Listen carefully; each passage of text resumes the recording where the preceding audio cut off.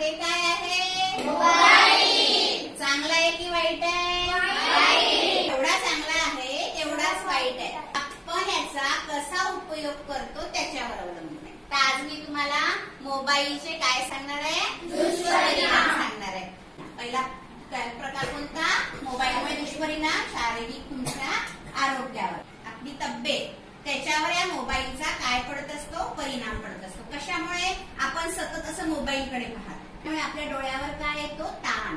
डोळ्याच्या नसा पूर्ण काय होते? ताणल्या जाते आणि आपल्याला झोपेचा त्रास होतो. काय होतं आपल्याला? झोपेचा त्रास. म्हणजे आपल्याला जर आपण रात्री खूप उशिरापर्यंत कोणाकोणाला मोबाईल पाहायची सवय असते ना, तर मग रात्री बरोबर झोप लागत नाही आणि मग अशा प्रकारे म्हणजे डोळ्यांच्या नसा ताणल्या गेल्यामुळे आपल्याला त्याचा त्रास होते. सारखं पाहतो ना मोबाईल कडे तर आपल्याला डोकेदुखी सुद्धा होऊ शकते. तसंच मग आपली ही जी मान आहे, पाठ आहे, याच्या नसा आहे की नाही आपल्या मागच्या, त्या पण आपल्या सारखं दुखते कारण आपण असं पाहत राहतो मोबाईलकडे. तर मग आपल्या पाठीत वेदना होते, म्हणजे पाठी दुखायला लागते आपल्याला.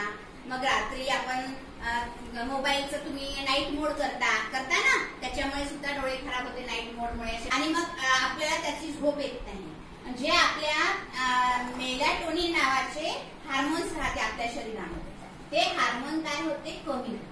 कोणते हार्मोन? मेलॅटोनिन नावाचे हार्मोन असते ते कमी होते.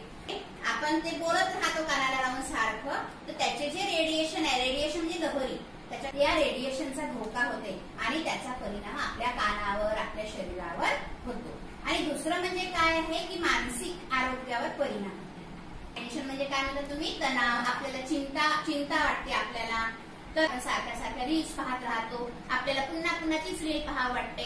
तर त्याच्यामुळे आपला काय होतं की पाहिलं नाही तर आपल्याला बरं वाटत नाही, पाहिलं नाही तर बरं वाटत नाही म्हणजे पाहावंच वाटते. तर मग असं आपल्याला त्याची लत लागून जाते. म्हणजे आपल्याला लत लागणे समजते तुम्हाला? सवय लागते. काय लागते? सवय लागून जाते. आणि मग अशी सवय लागल्यामुळे आपण त्या जे सवय लागतो ना सतत, त्याला ऍडिक्शन म्हणजे नोमोफोबिया असं म्हणतो. काय म्हणतो त्याला? नोमोफोबिया. म्हणजे त्याच्याशिवाय मोबाईल पाहिला नाही तर आपल्याला बरं नाही वाटत. मोबाईल हे पाहावंच वाटते. कोणाला सकाळी उठून पहिले मोबाईल पाहायची सवय असते. ही सवय चांगली आहे का?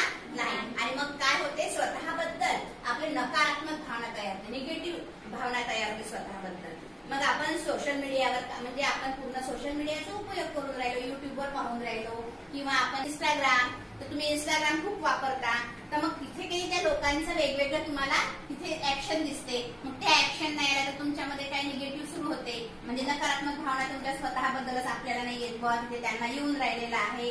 आणि मग आपण स्वतःला काय करतो? कमी लेखतो. काय करतो? कमी लेखतो. आणि तिसरा परिणाम म्हणजे सामाजिक परिणाम. कोणता परिणाम होतो? सामाजिक परिणाम होतो. मग सामाजिक परिणाम म्हणजे कसं? आता आपल्या घरामध्ये सगळे बहीण भाऊ सर्वजण असतात, आजी आजोबा आई वडील. मग यांच्याशी आपण बोलतो का? नाही. जो मोबाईल पाहतो ना तो मोबाईलच पाहत राहतो ना, एकमेकांशी बोलतो का? पूर्वीच्या काळात कशा ते गप्पा होत होत्या ना, सर्वजण घरात एक सोबत बसत होते. आता सोबत बसतात पण असं मोबाईल पाहत राहतात. म्हणजे एकमेकांशी संवाद बंद झालेला आहे. काय बंद झालेला आहे? संवाद म्हणजे बोलणं बंद झालेला आहे, तो बंद होते. आणि आपण काय होऊन राहिलेलो आहे? एकलकोंड होत आहे. काय होत आहे? एकलकोंड होऊन राहिलेलं आहे.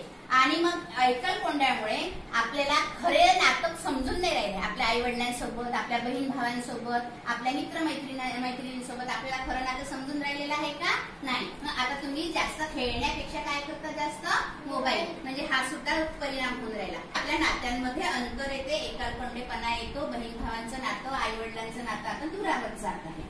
चौथा परिणाम म्हणजे शैक्षणिक परिणाम. जे शैक्षणिक म्हणजे तुम्ही जे अभ्यास करता त्या अभ्यासावर तुमचा परिणाम होतो. ते म्हणजे तुमचं ते अभ्यासाकडे एकाग्रता राहते. एकाग्रता म्हणजे तुमचं लक्ष राहतं एकदम चांगलं. पण तुम्हाला काही वेळा मोबाईलची आठवण येते. मोबाईल असं राहू द्या आणि तुम्ही अभ्यास करा. तुम्हाला कशाची आठवण येते? 10 वेळा की मोबाईलच पाहावं वाटते, नाही का? आई गेली का पाहत, आईकडे बाबा गेले का पाहता, रागवते ना मोबाईल पाहायला.